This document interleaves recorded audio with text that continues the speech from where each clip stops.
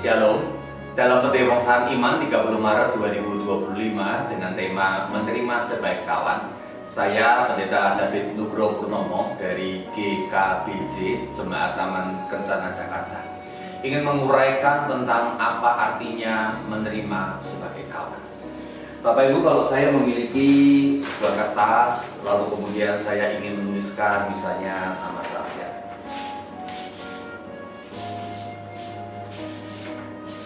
oleh karena sesuatu hal ternyata salah, maka yang biasa kita lakukan adalah kita akan merasa ini kertas sudah tidak berguna lagi, lalu kita akan meremas-remasnya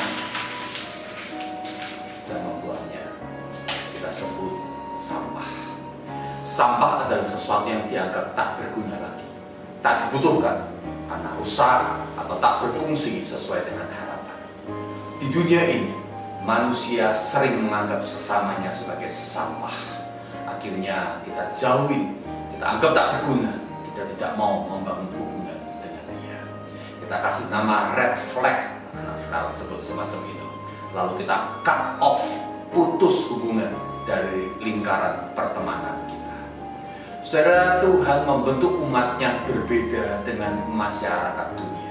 Kalau dunia suka menganggap sesamanya sebagai sampah ketika tak digunakan lagi, tak berfungsi lagi, tak ada manfaatnya lagi, Tuhan justru ingin memungut akan sampah itu dan menerima mereka sebagai kawan. Yosua pasal yang kelima mencatat kisah Israel sebelum membentuk peradaban baru di tanah Kanaan. Didahului dengan peristiwa sunat massal, Yosua pasal 5 ayat yang kedua sampai yang ke-8, sebagai sebuah tanda bahwa mereka adalah umat perjanjian.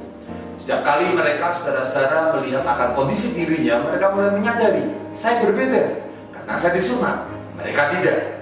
Dan kemudian disusul dengan perayaan Paskah perdana di tanah Kanaan, Yosua 5 ayat 9 sampai 12, sebagai sebuah perayaan bahwa Allah telah memilih mereka sebagai umat perjanjian.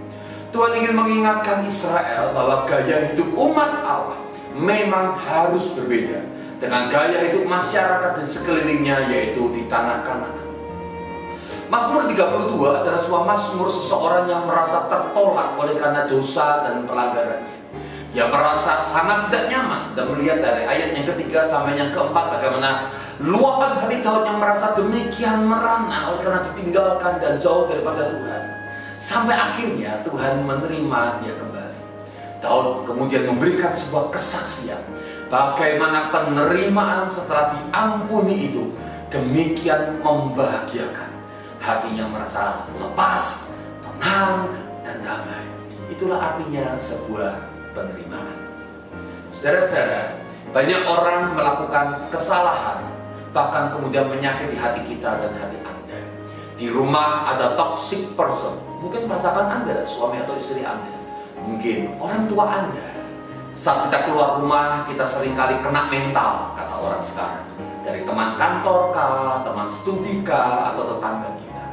Sekedar healing, memang memberi kesegaran jiwa untuk sesaat, namun tidak pernah menyelesaikan masalah yang sesungguhnya.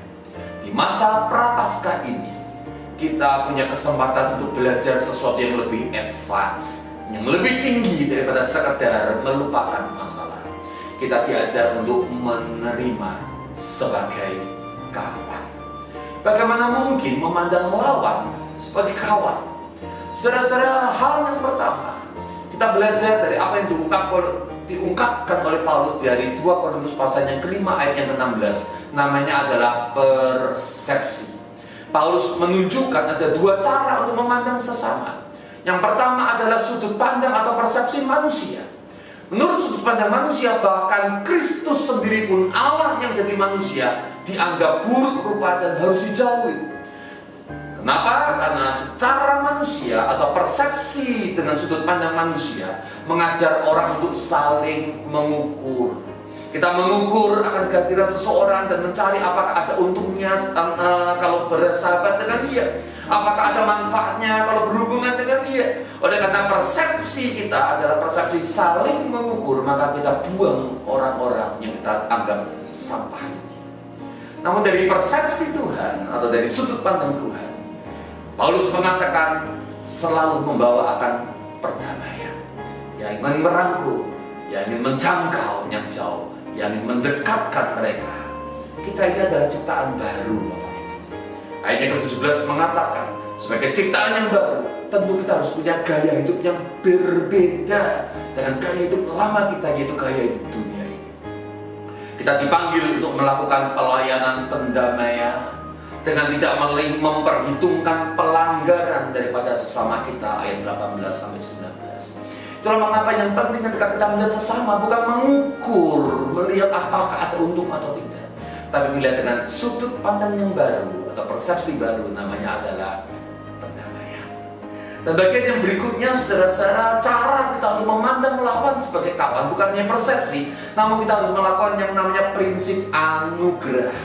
Anugerah berarti selalu sedia memberi kesempatan yang baru, walau dia sudah gagal dan pernah mengecewakan kita. Hati Bapa di dalam kisah Lukas pasal yang 15 ayat 11 dan seterusnya menunjukkan sebuah hati yang penuh dengan belas kasihan. Tahu maksudnya penuh? Kalau gelas penuh dengan air sedikit digoncang, maka airnya akan tumpah. Kalau hatinya penuh dengan kasih, ketika hati itu digoncang, maka yang keluar adalah kasih, penerimaan, kehangatan. Hati Bapak itu terguncang ketika melihat anaknya dalam kondisi yang melarat. Waktu pergi meninggalkan, nampak demikian luar biasa, gagah mentereng, begitu pula kenapa demikian menyedihkan. Hati Bapak itu terguncang melihat kegagalan anaknya. Belas kasihan itu mengalir keluar, dan tangan Bapak yang penuh dengan anugerah itu segera berlari dan memeluk akan anaknya. Sisi lainnya kita melihat akan hati si sulung yang penuh dengan perhitungan. Secara sudut pandang manusia penuh dengan perhitungan dan menghitung-hitung kebaikan dan kejahatan, membuat si sulung akhirnya gagal untuk menerima bahkan adiknya sendiri sebagai kawan.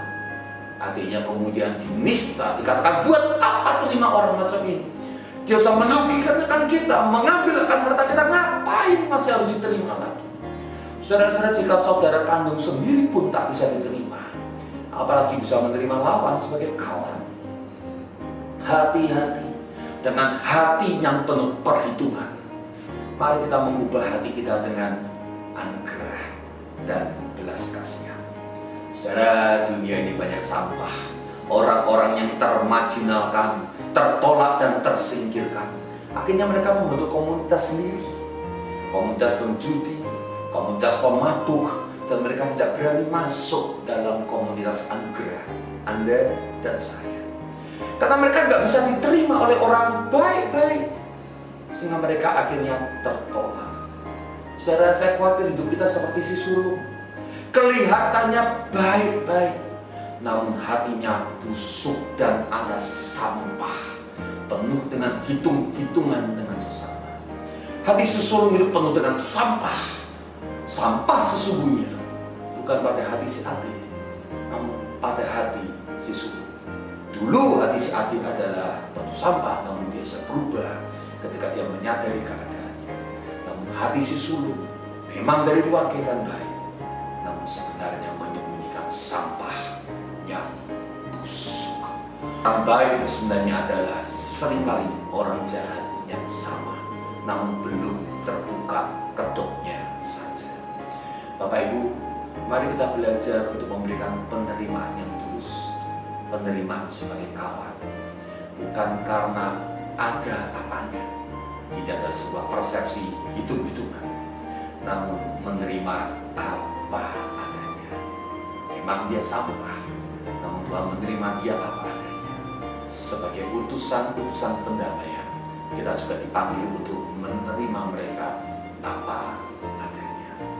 Saudara, Tuhan kita adalah jagonya untuk memungut sampah.